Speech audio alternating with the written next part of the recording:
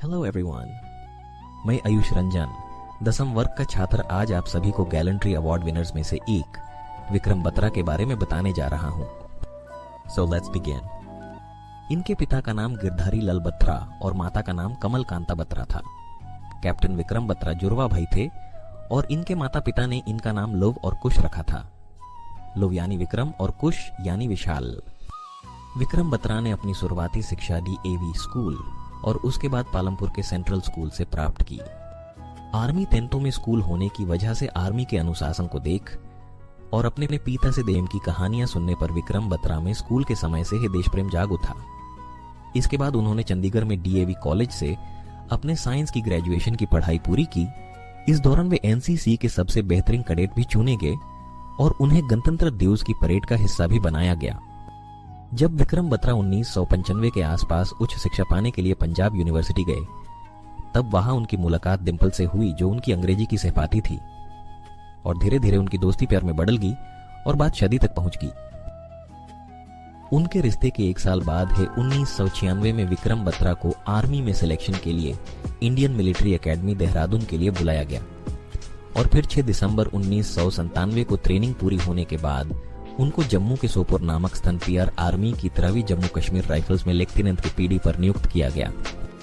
तो चलिए बात करते हैं विक्रम बत्रा के शानदार मिलिट्री कैरियर की।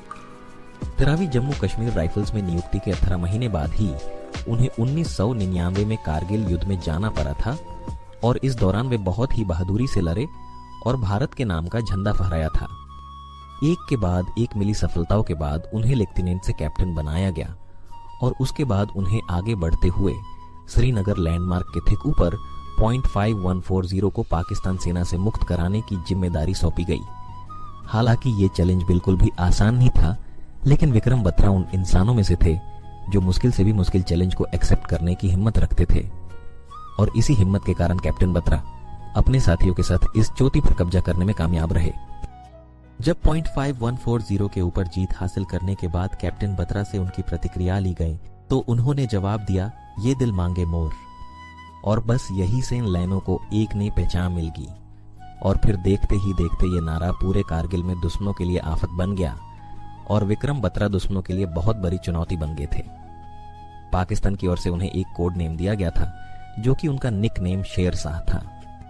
इसके बाद .4875 को कब्जे में लेने का अभियान शुरू किया गया और इसकी बागडोर भी कैप्टन बत्रा को सौंपी गई। उन्होंने भी अपनी जान की परवाह न करते हुए इस अभियान को पूरा करने की जिम्मेदारी स्वीकार की। उस युद्ध में कैप्टन की नजर अपने के साथ ही लेफ्टिनेंट नवीन पेपरी, जो कि एक विस्फोट में बहुत ही जख्मी हो गया था। जब वे अपने साथी को अपने कंधे पर ले जा रहे थे, तभी एक छुपे पाकिस्तानी सैनिक की गोली उनके छाती में लगी, लेकिन इसके बावजूद उन्होंने अपने साथी को सुरक्षित स्थान पर पहुंचाया और बचे पाकिस्तानियों पर टूट पड़े। अपनी आखिरी सांस लेने से पहले वे तिरंगा फहरा चुके थे और शहीद होने से पहले विक्रम बत्रा के शब्द थे, जय माता दी। और कारगिल युद्ध के बाद अपने अदम्य साहस और पराक्रम के लिए विक्रम बत्रा को 15 अगस्त 1999 को भारत के सबसे हाईएस्ट मिलिट्री ऑनर परमवीर चक्र से सम्मानित किया गया।